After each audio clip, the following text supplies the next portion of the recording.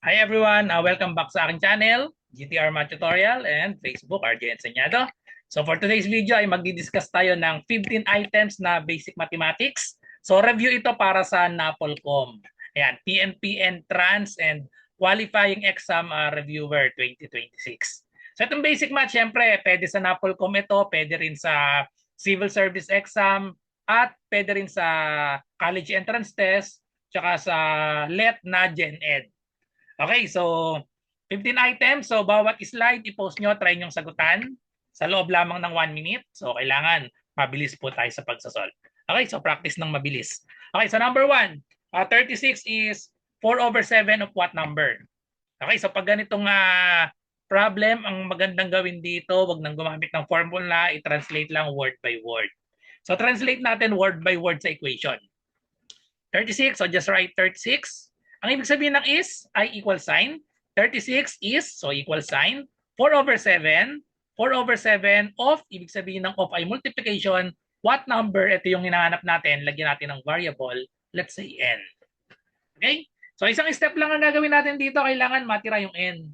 Para matanggal yung 4/7, ang gagawin lang natin, multiply both sides. Multiply both sides by reciprocal para matanggal. So reciprocal, 4/7, reciprocal niya kabaligtaran, 7/4. So i-multiply lang natin both sides by 7/4. So syempre makakancel yung 4 sa numerator, 4 sa denominator, 7 sa numerator, 7 sa denominator. So ang natira na lang n.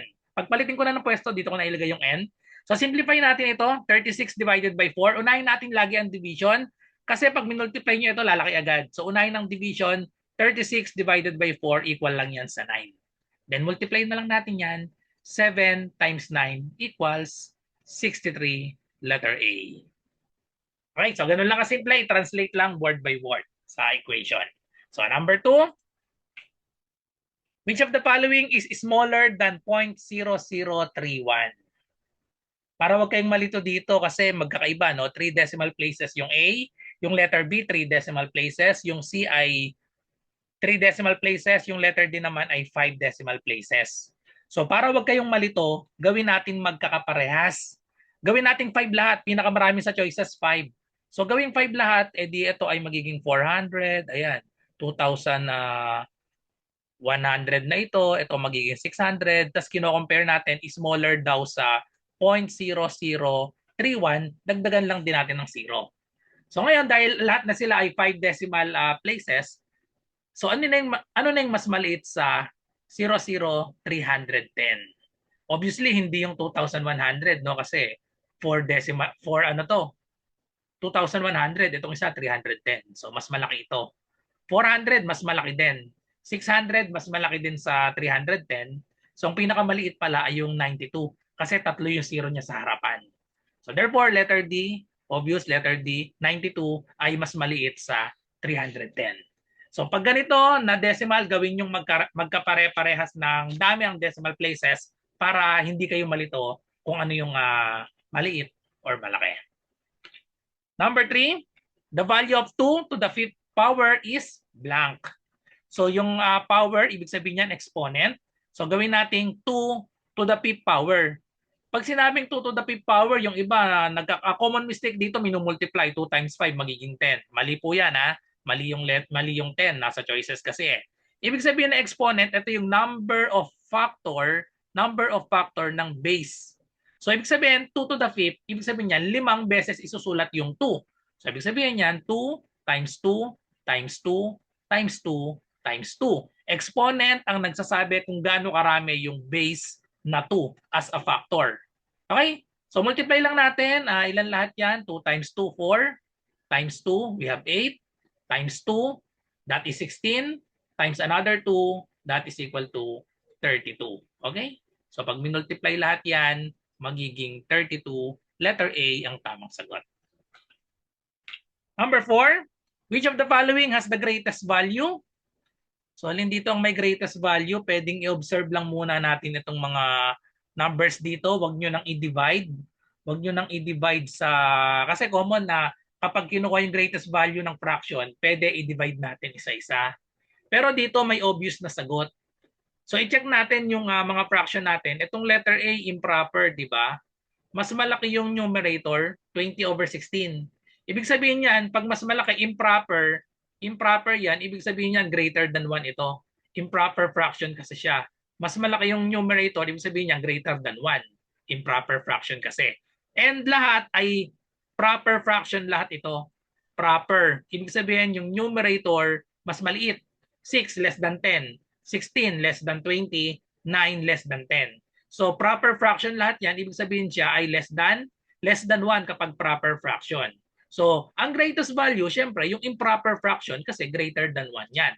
20, pag dinivide natin sa 16, lampas ng 1.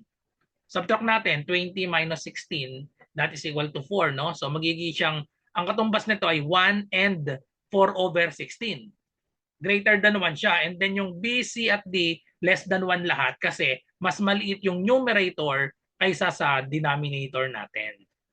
So, therefore, letter A ang greatest value, letter A. Number 5, if 30% of a number is 12.6, find the number. So kagaya nung number 1 kanina, gawan lang natin ng equation. 30%, pwede yan percent, pwedeng fraction, pwedeng decimal. So 30%, sulat muna natin 30%. Of means multiplication. A number, hindi natin alam, lagyan natin ng n.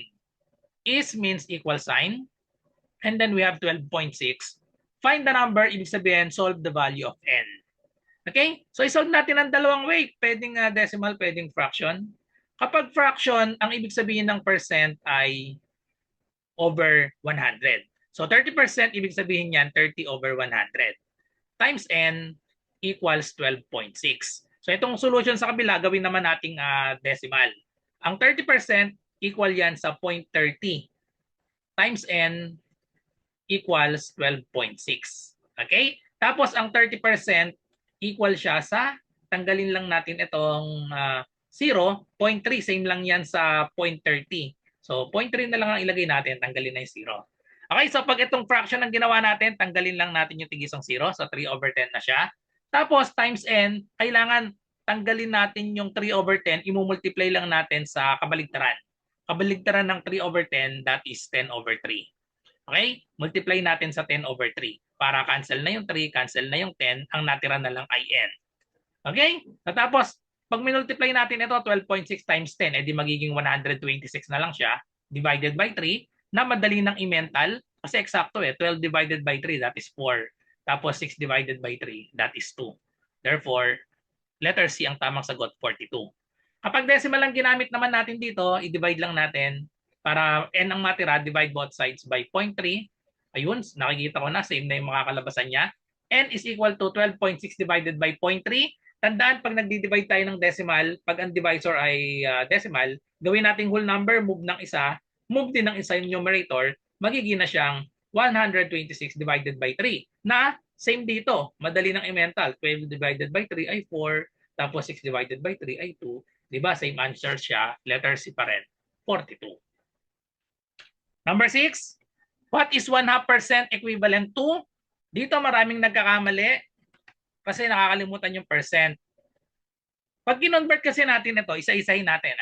1/2%. Una, i-convert muna natin sa decimal ang 1/2.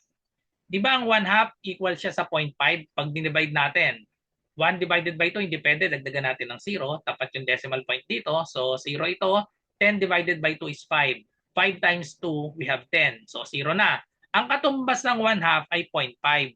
Pero may percent pa. 0.5%. I-convert natin sa decimal lang. So 0.5%, pag tinanggal natin yung percent, ang ibig sabihin ng percent ay divided by 100.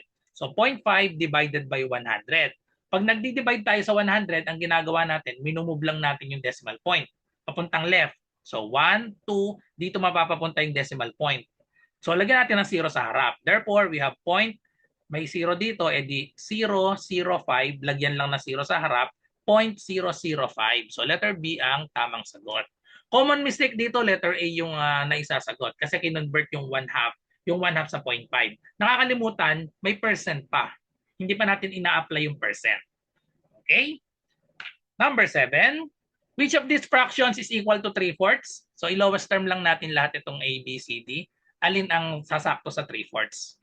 Or pwede rin naman itong 3/4 i-multiply natin. Yung 3 tsaka 4, saan pwedeng i-multiply? pwedeng isa-isahin natin itong 12 over 20. Yung 12, paano magiging 3/4 yan? Saan minultiply yung 3? 3 times 4. O, tingnan natin ha. Yung 3 over 4, pag minultiply natin sa 2, pag minultiply natin sa 2 parehas, magiging siyang 6 over 8. Yung 6 over 8 wala sa choices. Okay? Pag minultiply naman natin parehas sa 3, magiging siyang 3 times 3, 9. 4 times 3, 12. O, wala pa rin yung 9 over 12 sa choices. So ito na lang yung ginamit ko. Ito na lang yung kinonvert ko. Kapag sa 4 minultiply parehas, 3 times 4, we have 12. And then 4 times 4, 16.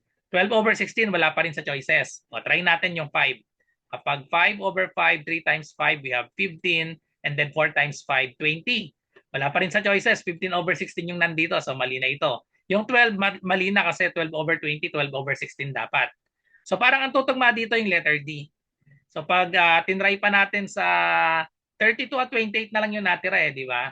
So ibig sabihin yung sa 4 dapat tayo magbabase. Or pwede sa 3 kayo bumase, tsaka sa 3 or 4 kayo bumase. So i-multiply nyo sa mga numbers kung saan tutugma yung nasa choices natin. So dito 21 parehas, 21 over 32, 21 over 28. So para maging 21 itong numerator, ang i-multiply natin dito sa 3 ay 7 dapat. So multiply natin both by 7. 3 times 7, 21. 4 times 7, 28. So therefore, ang 3 over 4, equivalent siya sa 21 over 28, which is letter D. So mali itong 21 over 32. 28 lang dapat kasi minultiply natin both sa 7. Ito yung isang way bumase tayo lahat sa 3/4. Pwede naman i-lowest term nyo lahat yung A, B, C, D na choices. Alin dyan ang mag-i-equal sa 3/4. Okay? So kahit alin daw pwede. Number 8. What number must be added to 6, 16, and 8 to get an average of 13? So formula ng average ang gamitin natin dito. Ang formula ng average ay sum of the given numbers, sum of numbers, over kung ilan sila. Yung number of terms. Okay? Number of terms, ilan ba sila? Okay, so yan yung formula. In symbol, ang symbol lang yan, x bar is equal to summation of x over n. Ibig sabihin na itong sigma, ayan, parang letter E, summation of x, ibig sabihin niyan sum. Total nila, ito na ngayon, sum of the numbers, the given numbers, over number of terms, yung letter n. Kung ilan yung number na ina-add. So ang sabi, what number must be added to 6, 16, and 8? Magdadagdag pa daw ng isang number, di ibig sabihin magiging 4 sila. To get an average of 13. Ayan, average daw ay 13. So yung average, magiging daw 13. Tapos ano yung i-add natin? I-add natin itong tatlo. 6 plus 16 plus 8. Mag-add pa tayo ng isa pang number. Yung isang number lalagay ko x. Tapos i-divide natin kung ilan sila. 1, 2, 3, 4. Di 4 ito. Okay?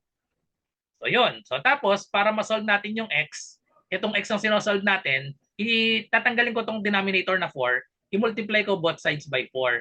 O multiply natin both sides by 4. Para ma-cancel yung 4 sa denominator, cancel na to dito. 4 times 13, so that is equal to 52, equals, i-add natin itong tatlo. 6 plus 16, that is equal to 22, plus 8. 22 plus 8, we have 30, plus x. Okay, last step. X na lang dapat ang matira. Para matanggal si x, subtract tayo ng 30 to both sides. Ayun, tapos na. Subtract 30 to both sides. Therefore, ang kailangang i-add natin, x, ay equal sa 52 minus 30, that is equal to 22. So, letter D ang tamang sagot.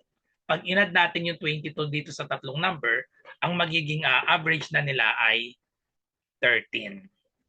Okay, so kung naghahanap nga pala kayo ng magandang Napolcom reviewer, ito yung mai-recommend sa inyo. Meron ako parehas nito. Ayan, Napolcom 2026 edition. Tsaka itong isa. Itong isa 2024 pa ito pero maganda to. 289 tsaka 349 yung 2349 yung price niya. Dalawang klase kasi ito. Merong isa notebook size lang. Kung malinaw ang mata nyo, okay naman yon. Pero kung gusto nyo mas malaki, yung malaking size ang kuhanin nyo dito. Okay? So yan, dalawa. Itong isa medyo pricey kasi mas makapal ito. Mas makapal itong isa, itong 2026 edition. Okay? So yan yung mai-recommend ko sa inyo. Makikita nyo lang sa description tsaka dyan sa lower left corner. Dyan, makikita nyo dyan yung itong reviewer na to, dadalhin nyo kayo sa Shopee. Okay? So pagpatuloy natin. Number 9, what is 111% in decimal? So conversion lang sa percent to decimal. Di ba ang ibig sabihin ng percent divided by 100? Or shortcut, basta may decimal, ang gagawin lang natin, tanggalin si decimal, move ng dalawa.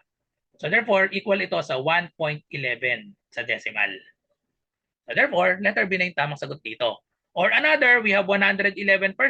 Pag tinanggal natin si percent, automatic mapapapunta siya sa over 100. Okay? Tapos tandaan, kapag nagdi-divide tayo ng power of 10, ibig sabihin, pag mga maraming zero, tapos 1 yung harap, kung ilan yung zero, dalawang zero, yun yung number of movement sa decimal point natin. So 111, nandito ang decimal point niyan, move ng dalawa, kaya ayun, naging na siyang 1.11. Okay? Number 10, the square root of 25 times the square root of 81 is blank. Okay, so isa-isahin lang natin. So ang sabi, the square root of 25. So sulat natin yung square root of 25. So square root of 25. And then we have times. So multiply daw natin sa square root of 81. Square root of 81. So dito, kailangan kabisado nyo lang yung mga perfect square. So maganda kabisaduhin nyo hanggang 20. Or kahit hanggang 10, at least hanggang 10. Tapos kung magagawa nyong kabisaduhin nyo yung hanggang 20, mas maganda. Okay, so square natin. Yan, kabisado nyo ito So alin ba dyan yung mga 1 squared is 1, 2 squared, 2 times 2, we have 4, 3 squared, that is 9 or 3 times 3, 4 times 4, 16, 5 times 5, 25, 6 times 6, 36, 7 times 7 is 49, 8 times 8, 64, 9 times 9 is 81, 10 times 10 is 100. So maganda, kabisado nyo yan. Para isang tingin nyo lang, so square root of 25 equal siya sa, square root of 25 equal siya sa 5 times 5 or 5 squared. Ang 81 naman, ito yung 25, 5 times 5. Yung 81 makikita natin dito, ang 81 ay 9 times 9 or 9 squared. So ngayon, ang square root tsaka ang square ay inverse operation, no? So ibig sabihin, pwede nating makancel yan.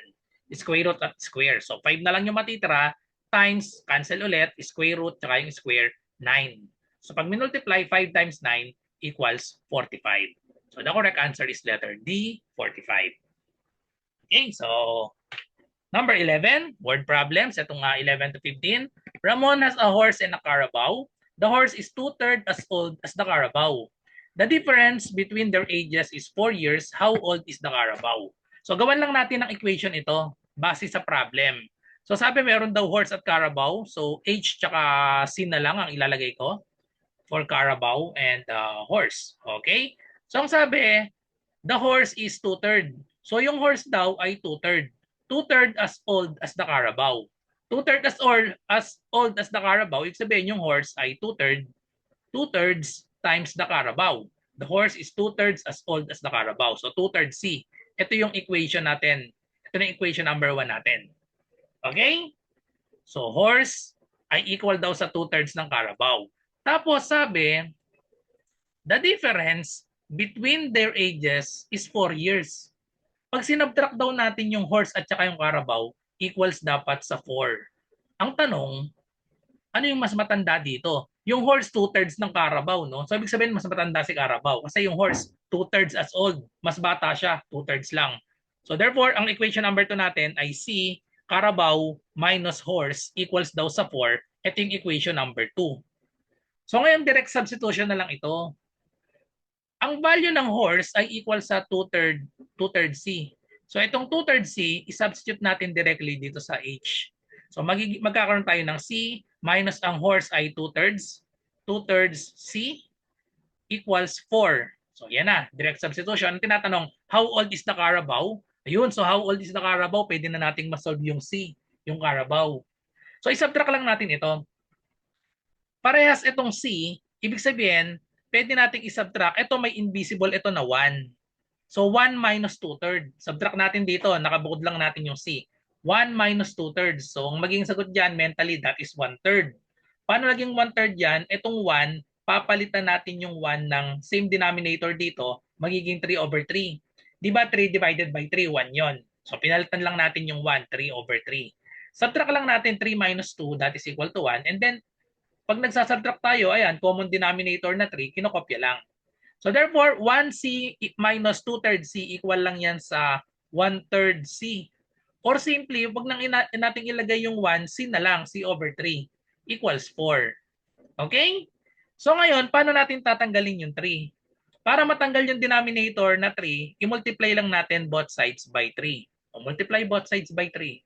Cancel na yung 3 tsaka yung 3 sa denominator. Therefore, ang age ng Carabao, 4 times 3 equals 12. Letter D ang tamang sagot.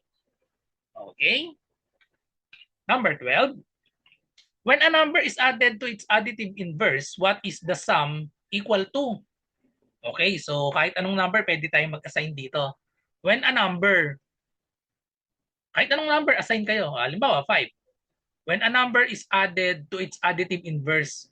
Additive inverse, ibig sabihin yan ay, kung ito ay positive 5, ang additive inverse niya ay negative 5.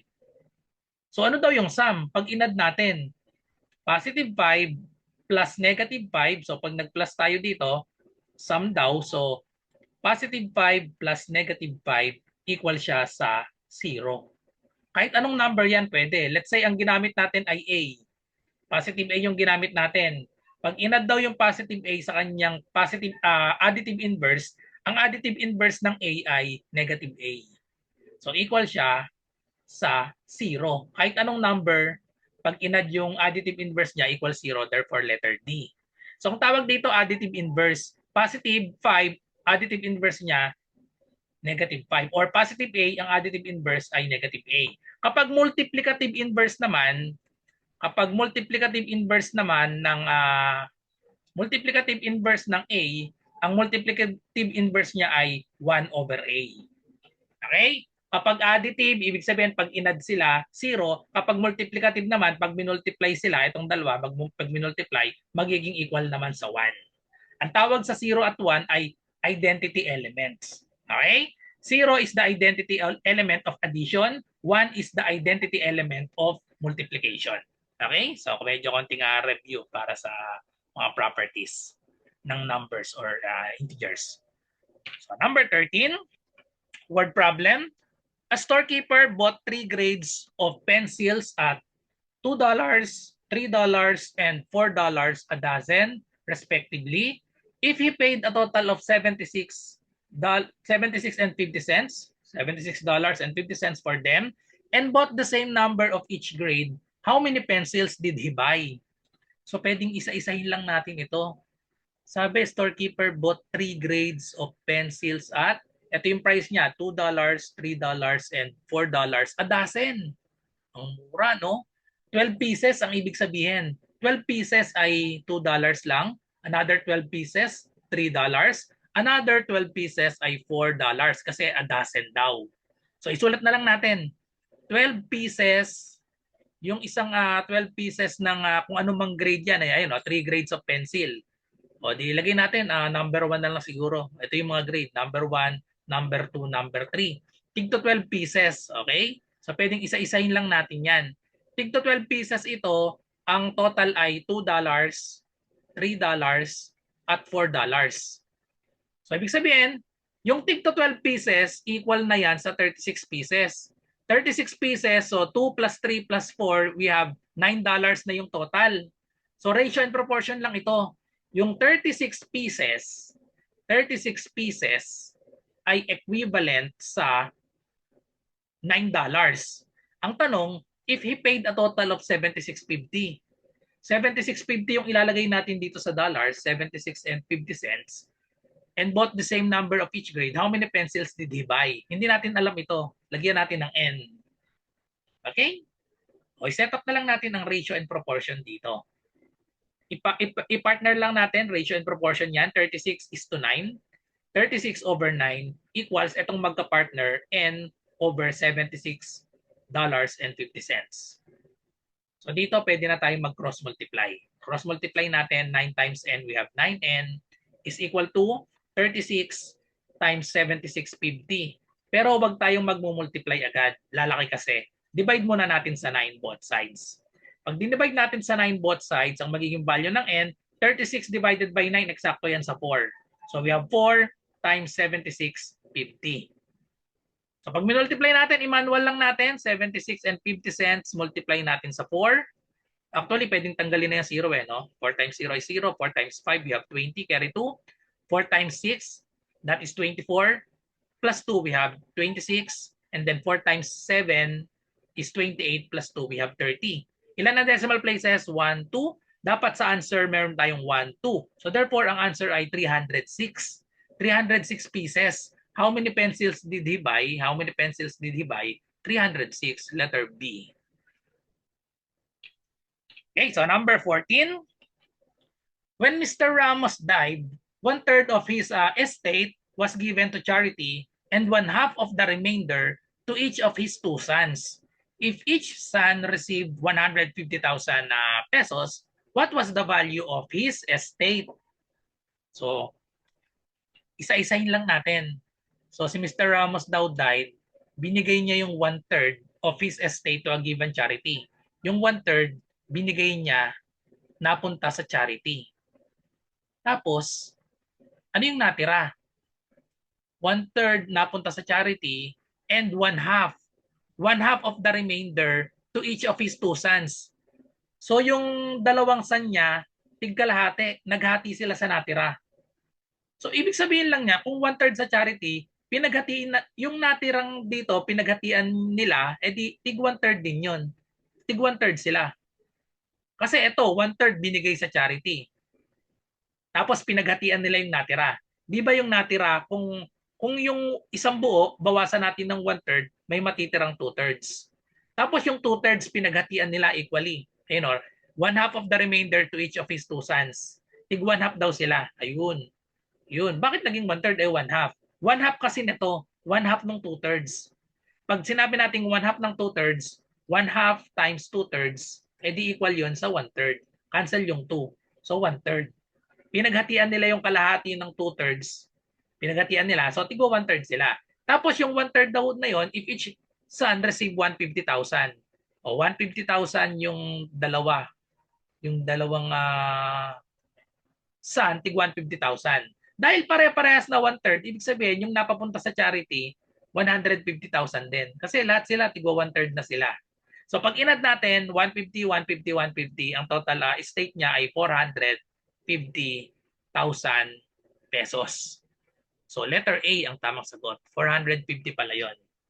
Okay, so i-analyze nyo lang mabuti. Sa charity daw, 1/3. Tapos yung natira 2/3 yon. Pag sinabtract kasi natin yung 1 minus 1/3. 2/3, tapos pinaghatian nila yung 2/3. So tig 1/3 sila.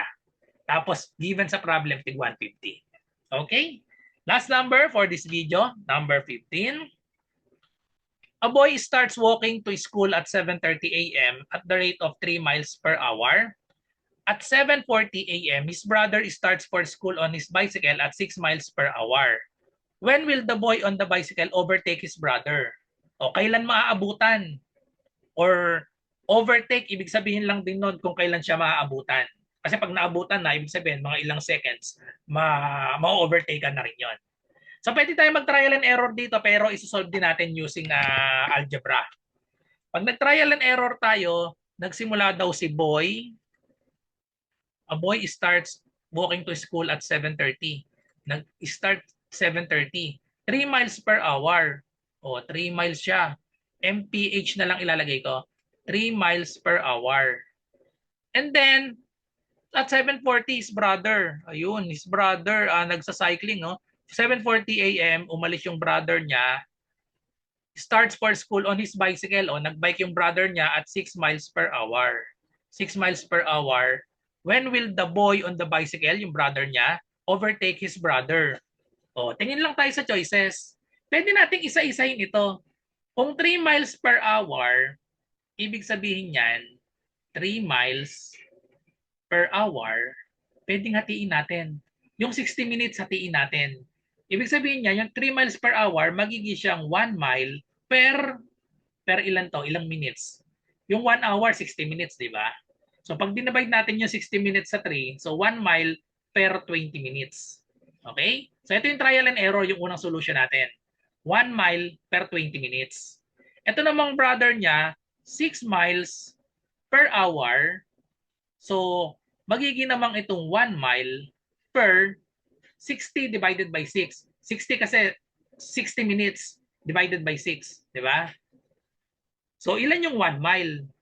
1 mile, edi magiging 1 mile siya per 10 minutes. Okay lang siya maaabutan. Base dito pa lang magkakaroon na tayo ng solution. 1 mile per 20 minutes, itong isa naman 1 mile per 10 minutes. I-add lang natin dito sa oras nila. Kung 7:30 siya, yung boy 7:30, makaka-travel siya ng 1 mile sa loob ng 20 minutes. So plus 20 tayo dito, 7:50 ay naka-travel na siya ng 1 mile. Yung brother naman niya, 7:40, nagsimula, naka-bike, 1 mile niya ay 10 minutes. So plus tayo ng 10 minutes dito, magiging 7:50. 7:50, 1 mile. O di ayun na, parehas silang 7:50. Sa loob ng 20 minutes, tsaka sa loob ng 10 minutes, 7:50, same time, ay naka-travel sila ng 1 mile. So yun na yung tanong, yun na yung sagot kasi nag-eksakto 7:50 parehas. So letter C, yung tamang sagot dito. Trial and error lang yan. Inisip lang natin. 7:30, 7:40. Tapos, dinivide natin 3 miles per hour at 6 miles per hour. Ilan yung 1 mile per hour doon? O ilan yung 1 mile? Gano'ng katagal? Tig 20 minutes at 10 minutes. And then by inspection, inad lang natin dito sa time nila parehas. 7:50. Parehas silang 1 mile sa 7:50. Ibig sabihin lang nun, at 7:50, naabutan na ni brother niyang nagbabike si Boy. Tapos syempre, mga seconds, ilang seconds lang, pag naabutan na niya, ma-overtaken na niya rin yun. So estimate lang yan yung 7:50. So may sobrang ilang seconds pa yan para ma-overtaken niya or maabutan niya. Okay, so yan lang yung trial and error. Paano naman pag sinolve natin ito? Pag sinolve natin ng hindi trial and error, edi ang magiging solution natin dito, yung formula ng distance. Ang formula kasi ng distance ay rate times time. So gagawa tayo dito ng table, boy, tsaka yung brother niya na naka-cycle, ayan, brother. Lagay natin yung time dito, tsaka yung speed nila, yung rate. Ayan yung R, yung rate, yung speed. Tapos, yung time nila, yung time, tsaka yung distance. Okay? So pag overtake problem, ganito lang yung ginagawa ko. Yung rate nila, si boy ay 3 miles per hour. Miles per hour ito, mph. Yung time dito ay hour. Or pwede gawin natin in minutes na lang ito. Pwede naman minutes ang ilagay natin dito. So, ang rate nila or speed 3 tsaka 6. Tapos yung time hindi natin alam, no? Hindi natin alam yung time nila. In minutes ang gagamitin ko. Naunang umalis si Boy, 7:30.